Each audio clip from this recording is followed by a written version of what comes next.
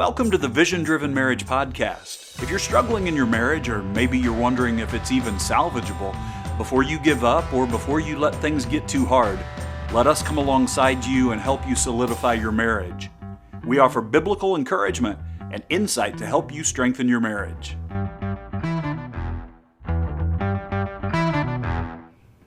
Welcome to the Vision Driven Marriage Podcast. We're Doug and Leslie Davis, and today we're talking about empowering your spouse, supporting each other through shared trauma. And we're going to be discussing several ways where you can come alongside of your spouse, and your spouse can come alongside you if you have a shared trauma in your history. And one of the things that we've seen over and over again is the opportunity to come alongside one another in a very positive way that exists, it's real, but it's not always the easiest path. Sadly, the easiest path causes people to be able to drift apart, because when you have a shared trauma, both of you have the potential to be not only, traumatized, but to process information in a very different way, which then adds to the trauma because of that. One of the hardest things to do when you have shared trauma is to feel like you're able to set your trauma aside in order to come alongside of your spouse. And sometimes that doesn't actually have to be a mutually exclusive thing. Like, you don't have to necessarily set your trauma aside in order to help your spouse process their trauma. It's kind of like coming alongside your spouse and them supporting you in processing your trauma. And it's kind of like you're doing both at the same time. And you can go through moments where one spouse or the other has a trauma reaction that is raw, and it can cause pain. And during that time, it becomes particularly important for you to recognize the reaction, and we'll go ahead and refer to it as a trigger, that the previous traumatic event has now caused a trigger where the response doesn't necessarily fit what you're currently going through. It fits the reaction to the previous trauma. And if your spouse doesn't respond the way you do, that could be an opportunity, unfortunately, for a wedge to be driven between the two of you in your relationship. And so becoming aware of what it looks like to come alongside one another when you've gone through a shared trauma becomes even more important. Too often, and the statistics bear this out, too often if a traumatic event is a serious one, an accident or a death or something that could be really, really, really difficult, very often, it can result in the divorce of spouses. And I know that that's something no one ever wants. But if you just go with the flow and don't know what else to do, you could find yourself in a position where that seems like the only alternative you have. We want to give you encouragement. It's not the only alternative that you have, but there are healthier ways for you to process your shared trauma. And there's a few things to understand about, like, going into processing that trauma. There's a few things that being a trauma-informed spouse looks like in this situation, because there's generally some assumptions that are made. If you're not a trauma-informed spouse, there's some assumptions that are made that will undermine your relationship. And so let's talk about some of those things. And it is a little bit different than if you're going through something where one spouse had been traumatized and the other's coming along to assist. When the two of you have gone through a traumatic event together, it introduces new wrinkles to the equation that we need to address. Here's the first one. Number one, because you will more than likely process information at a different rate of speed, it will seem like one of you is doing better than the other, or you react to the trauma in a different way. Everybody grieves differently. Because of that, here's the first thing that you'll need to do as a couple. Resist the temptation to let anger win because of the differences in the way you process information. If your spouse seems to be getting over what you've been through faster than you, in our flesh, it can make us feel like, we should be angry because don't they care as much as I cared, or didn't it affect them the way it affected me? And you can be angry about it. Fight the desire to let anger win. So the assumption there is that both spouses will process the trauma in the same speed, and they don't. No. Very rarely do they process the shared trauma, the situation that they experienced together that was traumatic, in the same speed or in the same way.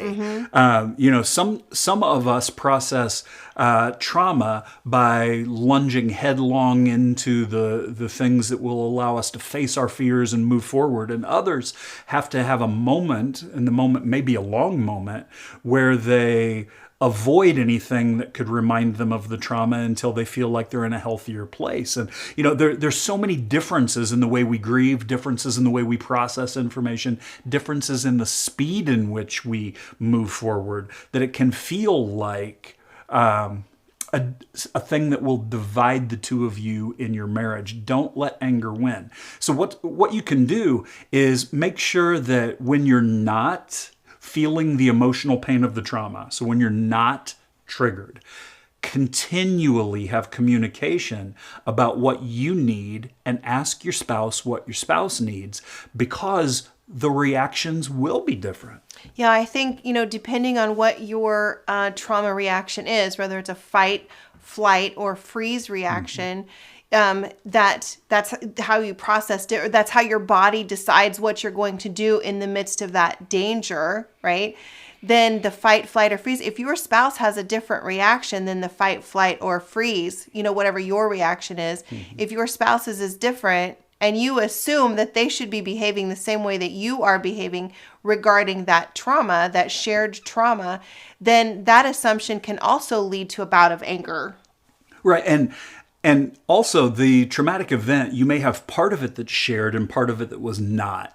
It may be one of those things where one spouse loses their career job. They lose the job that they've loved so very much. And as a result, the entire family goes through trauma where you lose your home and you have to move. And, that's a very big traumatic event. But one spouse went through the loss of the job. Both spouses went through the economic hurt and losing the home and losing, the things that were associated with that. So be careful not to assume, well, your trauma, the shared trauma, it's not as bad as what I went through because I went through more than that. And so there can be lots of things that are irrational in the midst of our hurt, but they make, later we can discuss them and talk about them, but they come out as anger, and they come out as things that would drive wedges between couples. And so just be really aware of the fact that you're not going to process things the same way. If one of you went through something that was beyond what you shared, it doesn't make the hurt your spouse went through less important. There's a lot of things that can easily cause anger to be the go-to reaction. And, Leslie's seen this a lot too, where things will come out as anger, but it's not really anger that's being felt. Right. No, because anger is generally a secondary emotion. What's underlying it or what's motivating it is sadness, fear, or frustration. And when you're feeling like somebody is stopping you from doing something, that would be frustration. If you are sad about something or depressed about something, that can come out as anger too. Mm-hmm. Another thing that can come out as anger is fear. If we are afraid that we're never going to make it through this shared trauma, or we're not going to be able to be the same again, there's that fear, and that can come out as anger. And especially if, and it's one of those things you don't know until you've been through a circumstance, whether your innate wired response is fight or flight or freeze. But especially if your reaction, if your go-to trauma response is fight, it can look like anger when it is in fact anger being the secondary emotion to one of those other things. Mm-hmm. Now, the second thing for us to look at when we go through shared trauma is actually what happens a lot if your go-to reaction is flight, but it's not just if your go-to reaction is flight. It can exist in the aftermath, the post-traumatic consequences for absolutely anybody. If you, as a husband and wife, have been through trauma together, and you were side by side when the traumatic event happened, and you're very hurt, sadly, That can mean that when you spend time with your spouse, it reminds you of the trauma because you were with your spouse when you went through the trauma, and it can cause you to avoid spending time with one another. Because remember in the previous episode, we said that the number one response to a potential trigger is avoidance. And if the presence of your spouse is the trigger or the remembrance of that trauma, it has to be worked through very, very intentionally. And especially because you have the opportunity to be more intimate with your spouse than with any other person. That intimacy is important. We've had a couple of episodes where we looked at the fact that God created us to be intimate. He wants us to be intimate with Him, but He wants us to be intimate with each other. And when we're intimate, that means we open up ourselves to all of those things that are the rawest and purest of the emotions that we experience. And if you're in post-traumatic hurt, nothing's more raw, nothing's more pure than the way you're feeling about that event. And so if intimacy with your spouse is something that has always been something that draws you closer, it can be something you avoid because you just don't want to deal with that emotion that's so raw within you. Right, because of what trigger is what you're explaining. You're avoiding the trigger, the remembrance maybe of the previous trauma, because that intimacy reminds you of the previous trauma. Right, so it could be just because you were together when it happened and being with your spouse reminds you. It could be that the intimacy is where you deal with and process your innermost thoughts, and you just don't want to deal with your innermost thoughts at that moment. So what we want to challenge you to do is to continue to press in together and overcome that just in the matter of pressing into it as long as you can. Continue to press into it until your brain unassociates being with your spouse with the trauma. But give each other permission to be able to push in until you can, but to take a break from pushing in when it's time to stop. You want it to be a healthy experience. You want it to be something that allows you to draw closer to each other, even in the midst of this particular event that could cause you to grow farther and farther apart. And of course, the first thing you do, even, it kind of goes without saying for us, but really it doesn't. It's not without saying.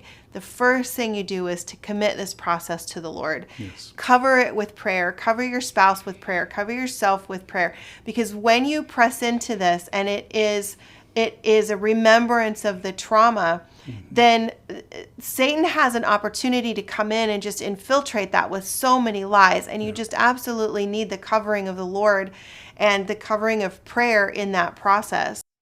Doug and I want to break in right here in the middle of this episode and tell you about a very special free resource that we've created for you.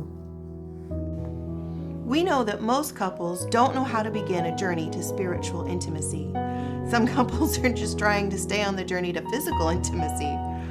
Praying together is one of the most rewarding disciplines of spiritual intimacy. It's the cornerstone and can deepen your love for your spouse and your commitment to your marriage, and that strengthens emotional and physical intimacy. It's also one of the hardest to actually be disciplined at. Things come up, excuses bear weight, time gets away from us. That's why we developed this brief guide to praying with your spouse. It includes how to overcome common barriers and 7 things to consider. Just as there are many reasons why it's difficult to pray together, there are equally as many ways to push through the barriers and incorporate a habit that will draw the two of you close to God and closer to each other. We know firsthand, and we're living proof that spiritual intimacy can be developed by praying with each other. To get this free guide called Praying with Your Spouse, a brief guide, just follow the link below. And now, back to our show. Well, because one of the things that we believe that unfortunately isn't true is something that God will counter every time. But what we believe that's unfortunately not true is the third thing we wanted to talk about today. There could be an expectation after a shared trauma that once we get through this, everything will go back to how it was before. That's not the case. The traumatic event, you can be healthy like you were healthy before. You can be in a good place in your relationship. But the traumatic event is something that's now a part of your shared history. So it's never going to be like it was before the event took place. But here's the thing that we know. God tells us that he works all things together for the good of those who love him, who are called according to his purpose. And as hard as that is, when we go through a traumatic event, it is hard for us to imagine that anything good could ever come out of it, because the circumstance was not good. The circumstance was horrible. It was terrible. But God can work the way that you respond as a couple for good in your relationship. But you need to avoid the belief that everything will be like it was before. And I think, taking the opportunity to just cover the whole process with prayer, and then stepping back and saying, okay, is there a point at which we need to ask for help? Ron and Hailey both shared with us that Ron is a licensed therapist, and Hailey is a life coach, a certified life coach. They're skilled at coming alongside of people and helping them through their traumatic events. And that's just a reminder that there may be times when this process is too raw, it's too triggering to press into it yourself, and it may be an opportunity for someone else to come alongside of you and help you through this process. Well, and one of the other reasons why we need to just acknowledge that things will never be exactly like they were before, that's part of the avoidance response that Leslie talked about earlier. Trying to pretend it never happened is something that's just not realistic.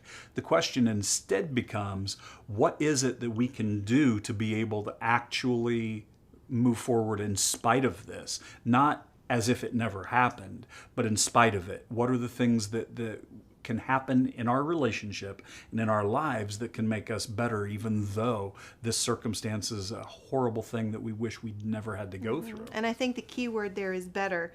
I think just setting a goal that we're going to come out on the other side of this better, stronger, more connected, more intimate than what we were before is really a good goal to set, or even just a good mindset to have, because the Lord He redeems the things that we go through that are traumatizing, that are adverse situations.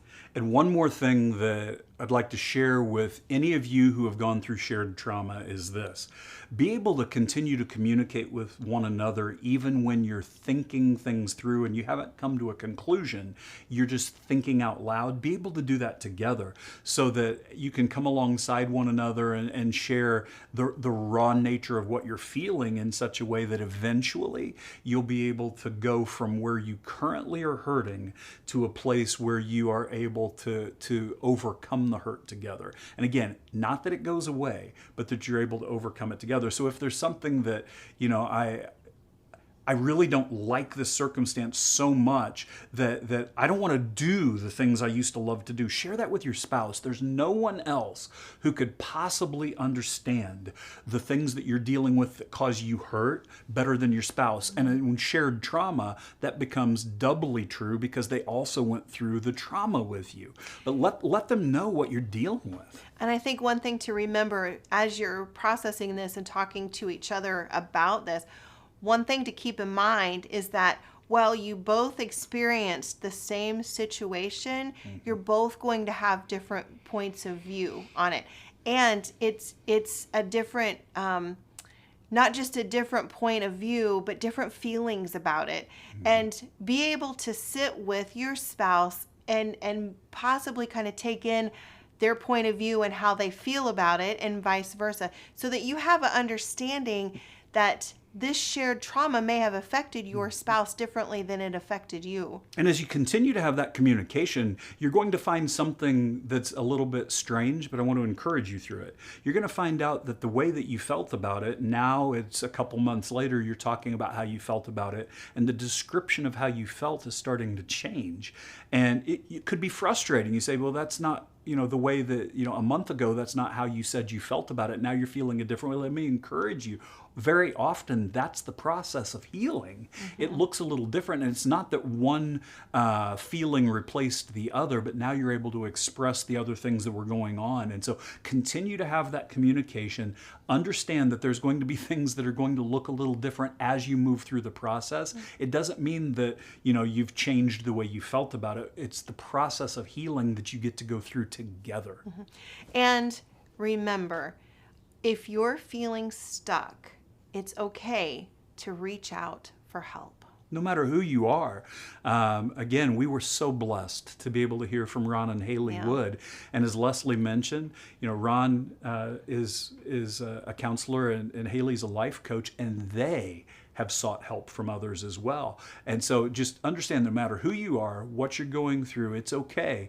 If God wants to bring somebody alongside you to help, make sure that you're prayerfully looking at what time God's timing is on getting help if you need it, and realizing getting help doesn't mean that there's some kind of a weakness in you. What it means is you're willing to humble yourself to the fact that God's got something better than where you currently are.